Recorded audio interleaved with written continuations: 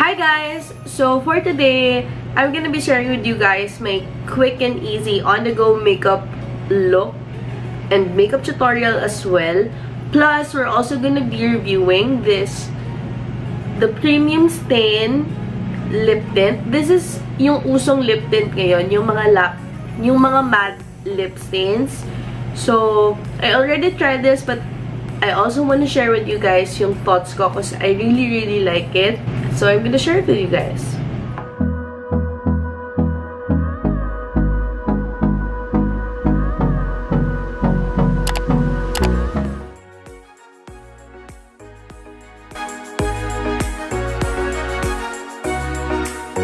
I really like this product kasi super light niya lang sa face as a moisturizer kasi nga water siya.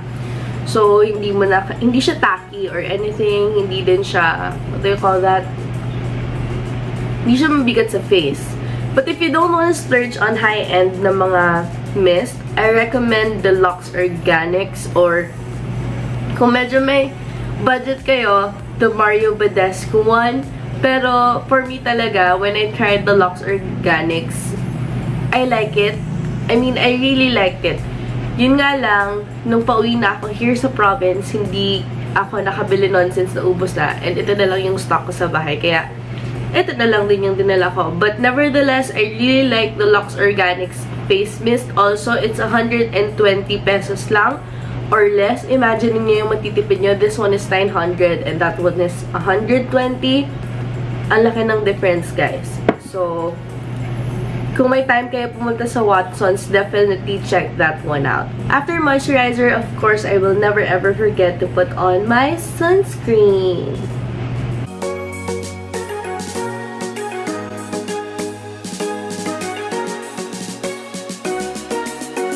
After sunscreen, dumidiretso na ako usually sa concealer or sa foundation.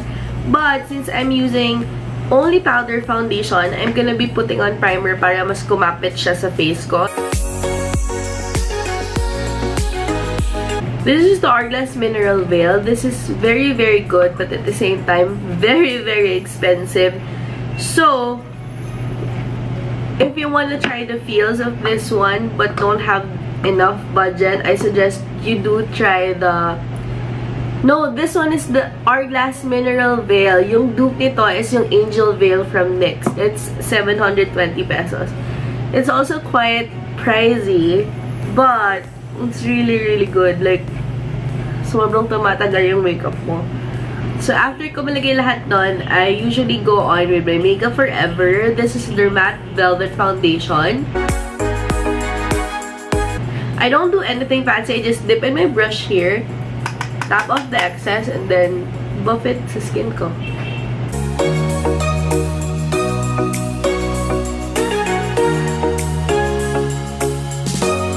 Can you guys see the difference? Tapos kapag nakikita ko pa lang konti yung dark circles ko, I go with their sponge. And then do this thing.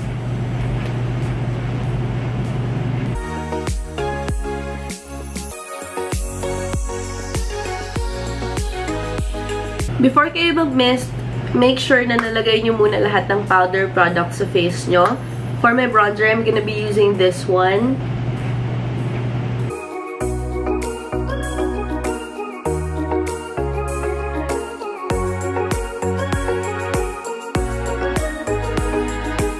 For my highlighter, I'm gonna be using this Becca in the shade Opal. Actually, wala akong nadalang eyeshadow palette and blush here sa Masbate. So, I got this Caroline Play to Slay Full Face Palette sa Gaisano or sa LCC ata. So, this is the blush that I'm using. Walang shade na nakalagay eh, but yeah. I'm gonna be using this light pink shade.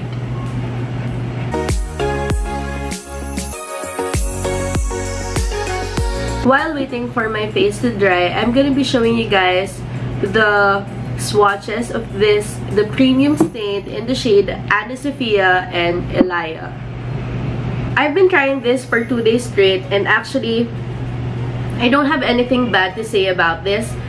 But, of course, kailangan ng proof para makita nyo din.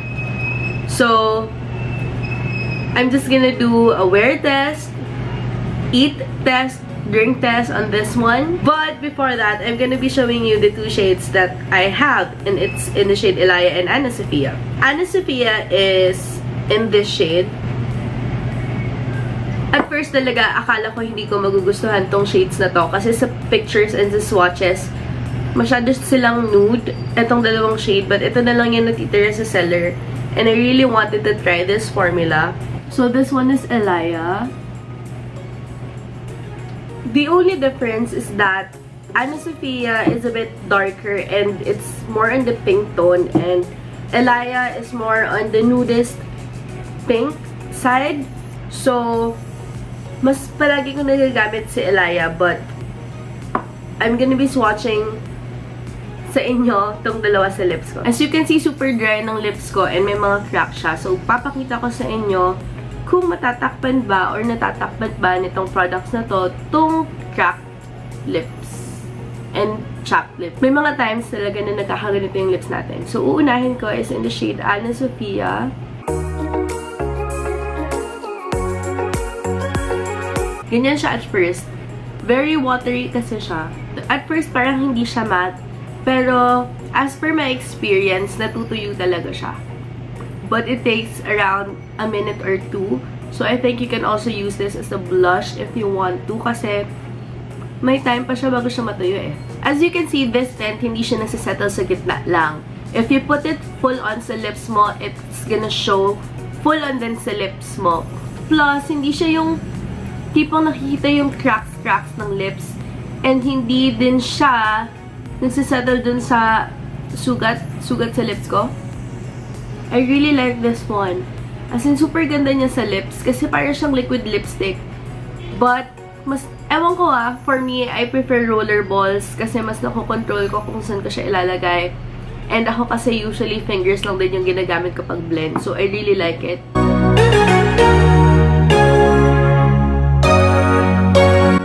As you can see guys, nakaka-stain talaga siya ng lips.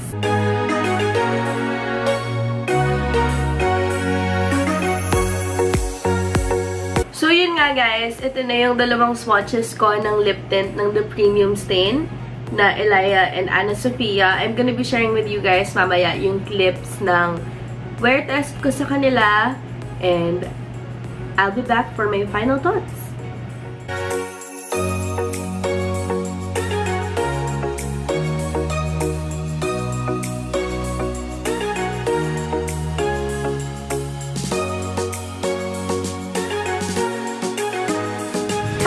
Now we're back. So, yung kinain nating pizza kanina, it was around 12:30 PM. Sorry, nandito kasi tayo sa labas. Nandito sa tapat ko yung kalsada since nandito ako sa office.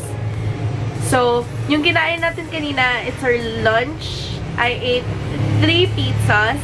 And, nakita nyo naman yung clip, diba? It was still intact. Even if the pizza was a bit oily, it was still okay. As in, hindi nabura or hindi man lang nawala yung lip stain sa lips ko. And now, it's around 5:30. I left my phone sa loob. But, yeah, we're now gonna be testing kung kumain. I mean, kung uminom tayo ng something ngayon, kung mabubura na ba siya. But basically, this is my childhood favorite and my all-time favorite drink. Meron tong carrots, apple, and then oranges. Enough of the blabber. I'm just gonna drink this and I'm gonna show you guys yung mangyayari sa lips ko afterwards.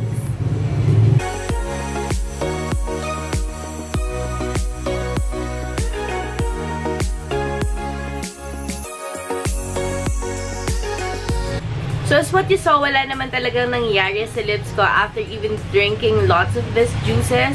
And even if I ate pizzas kaninang lunch, it's now, anong oras na ba? So as a proof, it's now 5:45. Oh my god. Yes guys, it's now 5:45 and it's been almost 6 hours nung nilagay ko yung lip tint. Plus, I ate 3 pizzas, which is a bit oily. And I drank juice. So basically, ang dami niya nang napagdaanan and it's still intact sa lips ko. Like what I've shown sa clips. buo pa rin siya even after drinking. But, just to be sure, I also wanna show you guys kung ano yung tsura niya if gusto niyo lang makikita after eating. Kahit hindi naman siya natanggal. And katulad nga ng sinabi ko kanina, at first, medyo watery pa siya, as in literal na liquid siya, and it takes you around a minute or two before it fully sets. But, once it sets, as in talagang kapit na siya sa lips nyo. Overall, I'm really impressed about this product, as in sobrang tagal niya sa lips ko. And the only cons that I can say is yung packaging niya. Since, I mean, I like the rollerball type application, but then yung packaging niya kasi, this one, no, yung rollerball itself niya, masyado siyang malambot. But, yung neck niya, I think nagsastock doon yung mga products. So, every time na matagal mo siyang gamitin, hindi mo siya mapapalabas agad. Kailangan mo muna siyang i-shake ng sobrang shake talaga. And then, kung hindi pa, itataktak mo na siya ng ganun sa kamay mo. But, that's the only cons that I can see in this product. I really like it. It's naturally made. It's organic. It's available in Masbate. It's available online. It's available everywhere kasi I saw that there are a lot of premium stains pages on Facebook. Iba't ibang lugar, iba't ibang chapter. So, that's a plus. It's only 120 pesos. It's very, very affordable. So, guys, I definitely would recommend this one. If you like this and if you're here in Masbate, you can check out their page. I'm gonna link it somewhere here.